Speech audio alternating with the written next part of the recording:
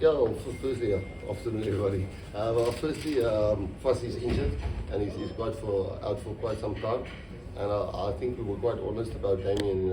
He was struggling a bit with form, and we thought bringing him closer to the game at 12 where it can just be a little bit more instinctive. That's the honest truth. We thought just bringing him back into it, and then into the game we got an injury and he moved to 15 and he was just as comfortable. So he's done many great things for us. People think he's young, but he's won World Cups and British Irish Lions series, and yeah, so I think he's back to top form. Sometimes you just need one game to get you back there, and yeah, I think it's quite an obvious choice. We'll fuss it up. Rassie, it looks like you've rewarded a bit of form and performance from Wellington. Is that the case? And then also just on the temptation, given how well Mani played on the weekend, was there temptation to give him a 10 on? Yeah, that one is always, I think people start thinking I'm just saying the things because it's a nice answer, but we really think that our players are really close to each other, and I know a lot of people try to sometimes say, no, not our people, but that we don't know who's our best team, and we like to know who's not our best team, and the guys are really competing well. We've given a little bit of continuity. This is a crunch game, but last weekend was a crunch game, and the previous game was a crunch game, and it will be like that for the rest of the year. We're only halfway now. So Mani played really well, but Sasha were awesome when he played there, until he got the head knock, and he was good at 15 as well. He was there for a little while. And Andre is not in this team. We hope if things go our way this week, it would be nice to change a little bit next week again, but first so Mani played awesome. But Mani's on the bench, and if things goes great, maybe give him a run and move Sasha during the game to 15 again, and maybe Gaza back to 12 and Andre to loose forward. So whatever happens in the game, let's hope it works out so we can experiment a little bit with a lot of respect for Argentina at the same time. Rassie, just maybe you can talk a bit about the tight end. The choice between Thomas and Wilco, because Wilco obviously in the second half, that first scrum almost gave you guys the momentum to get a run on there. And just, is it Thomas's mobility that gets him the nod ahead of him, or what's the thoughts there? There was a long time when Malcolm played off the bench and Bongi started, and Malcolm came and finished games and they really changed the game for us, and there wasn't much to pick between Bongi and Malcolm. At this stage, I'll get to the World Cards now. At this stage, Bongi unfortunately had some illness in the family, and he's only really joined us now in the last week or so we will just get him up to speed again. But Sam Martins did well, and Jan Hendrik covers too fast as well. And the same with Wilco, Wilco definitely, we all know, I think he's one of the world's best scrummers. Thomas is technically very good, but as you say, his mobility over the field, covering ground, handling that fast pace which Argentina brought and New Zealand brought to us, and Argentina will bring. And then we, rightly or wrongly, we feel Wilco really brings that edge for us in scrums, but also then in general play when the game's a little bit slower. Coach, what kind of a game are you expecting against Argentina? What teams will be on for now? Well, it's both teams are obviously in the run for the rugby championship. I think they were really good. Lions game, Australia, both Australia games I thought they could have won. And you've gone to Paumi, Filippo, he's my age, we're the same era.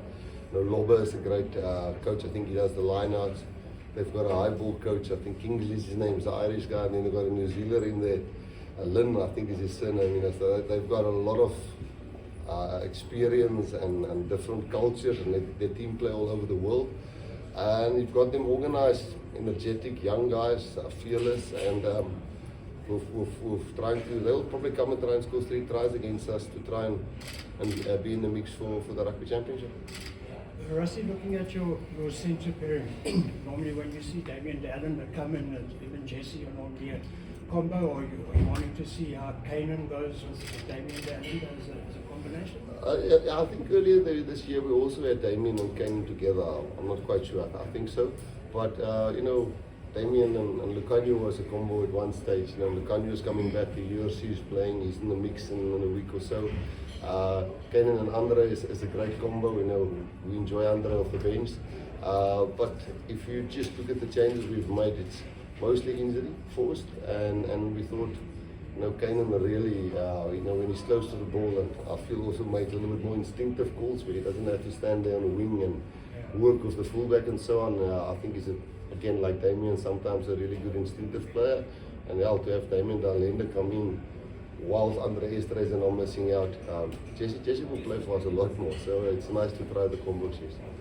Rassie, where do you see the evolution of Argentina today, and what's your opinion about the future of the rugby championship? Because South Africa was always very helpful with Argentina, and now the tournament is on risk, and in Argentina we are hoping to play every year against the Springboks, All Blacks and Wallabies. What's your opinion about it? No, we love Argentina. I know Augustine Pichot is a friend of mine. We're very close friends, and they've always stood by us when we need them, and I think we stood by them when they needed us. As I said, I think our countries are very similar in certain ways. They've got a team, I know their club system is getting better. I wrongly last year said that they don't have a good club system and their players are playing all over the world, and one of the guys explained to me how the club system worked there. But their players they're sacrificing a hell of a lot. They didn't even go back from Australia back home. They came straight here, and they're all over the world anyway before they come into camp. So there's also people who's desperate. They're not just on the rugby field, also off the rugby field. So as long as we can play against Argentina and with Argentina, and you see what they're doing this year. I know they flew for 6 on the lock, but they can beat any team. They beat us last year, and as I said to previous answer, they're one of the teams since I've been involved 2018 that gave us one of the biggest hiding, I think 36-12 or something like that away from home. So no, we love playing against them, and we think we're very similar in how we are as people. Rassie, Rassie, we know that there's long-term planning and building depth and the road to 2027. It's obviously very important. But how much does the next 2 weeks factor into that? I mean, how much does winning the rugby championship factor into the long-term planning? Do you kind of keep that going, or is there a bit of over the next 2 weeks kind of putting the depth charts on hold a little bit just to win the title?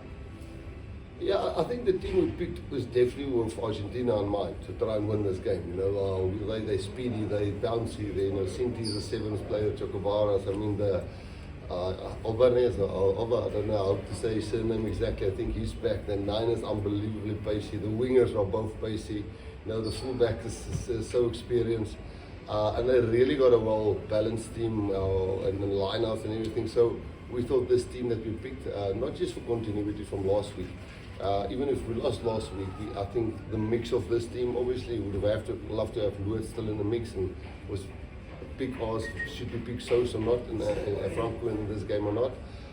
But yeah, we think the youth that they have and the willingness to play from deep and the way they are aerial, it's very similar to how we played at one stage. But yeah, they've got also this cutting-edge speed where there's a lot of 7s players. So I think this team is very much picked to try and beat Argentina. Can I answer? Yeah. Rassie, there are quite a few guys in your squad that originally in 2015, I think, lost the first time to Argentina, I think, at home. Yeah. Have they sort of said anything maybe to the squad, maybe in a cautionary way, or is that sort of long gone now? No, Stephen, it is. It's never nice being part. I mean, there's guys here that lost against Japan. We're playing Japan a little bit later this year. We couldn't go and break the Eden Park hoodoo, but then we managed to put a big score on New Zealand. So these mini milestones sometimes get in the way of one's focus, and the realistic as it stands today. Argentina beat us last year there. I know we've beaten us the first time here in South Africa, and a lot of our guys were part of that. But for us, it's a team that we think where they are now. In 2018, we were probably there, and the next year we won the World Cup. So this is a very dangerous Argentinian team, and if we worry about when guys got some mental scars because they beat us before, I think all of us have been involved with them beating us. So no, we try not to chat too much about that, but we know it's a real threat from their side, Stephen. How much does it help that All Blacks in Australia will play any game and then from your side, with someone after on Sunday? How much does it help? to know what the score is. No, obviously we'll have a look at that. I mean, even at the before the game in Wellington, well, just before we had our team talk, I was on the phone checking, because it does give you extra motivation if you know you're still in the mix or not. And with that last try Australia scored, I think we would have been. They got 2 league points there, and but you could tell the players before the game, boys, we're in the mix.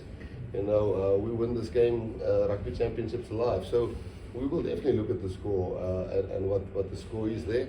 But that wouldn't make a difference in our approach and how we've trained so far, last week, Friday, Saturday, and what we did yesterday and today. So tomorrow's our last day we really train, except for no captain's practice. But of course we'll watch the score and maybe get a little bit more motivation and know exactly what we have to do in the game. Rassie, in Argentina we talk a lot about the lack of consistency of the team, because they win one match, they lost the other in the last few years. From your experience, which are the key points to build a strong mentality in a team, a winning mentality week by week, like you make it in the last 10 years here? No, we also get it wrong. We've won one, lost one Australia, then won one, lost one to All Blacks. And I think the challenge with, not for me to speak on behalf of Argentina, it's just my opinion. I think the challenge is when you get players from all over the world and you have a squad like that, and you get an injury here or there, you're not together all the time. You can't get them into little camps. I know Filippo is a smart man. He's a real doctor, not a doctor like I am. He's a real doctor, and he's got, he's got Kingsley, the Irishman, going around teaching the guy high ball when they play for the Caps. I know, there's also the New Zealander Lynn in there that does the attack. So I think he's getting there. For us, it's nervously we've been getting there really close, but. Getting players from all over and coordinating that is probably the biggest challenge, because we've got about 14, 15 players who doesn't play in South Africa, and it's tougher to manage them within South Africa, where you can just draw guys into a camp, align them. So I think alignment's probably, but he's getting it right, so I mustn't talk too much about that. Guys, we've got one more question before vloggers go off. Does anyone have a question for Mornay before we switch off vlogging? Okay. Morning. How exciting it is to be part of this team that has won back-to-back championship, and also the squad is already starting to build up for the next World Cup. Yes, it's very exciting. It's a massive privilege to be a part of it, to learn, to be here every day, to learn more, and to be part of a test week and to prep for it and to add to it. Thank you, guys. We just like guy like Krakus, that sometimes people don't know what, not offer up, because it's a privilege to play for the Springboks and nobody, but I mean last year couldn't play in the Currie Cup final. He's only got 3 caps to us now, and he couldn't play in the Currie Cup final, and the Lions just lost in the last minute. This year couldn't play in the Currie Cup final because he's in camp for us now. So sometimes it's worth the wait, and he's probably one of the guys in the team that's been waiting a really long time and just really practice hard. And I think people must just remember that he hasn't played a lot and he's really missed out on a few big things just for waiting for this opportunity. So we're all very glad for him.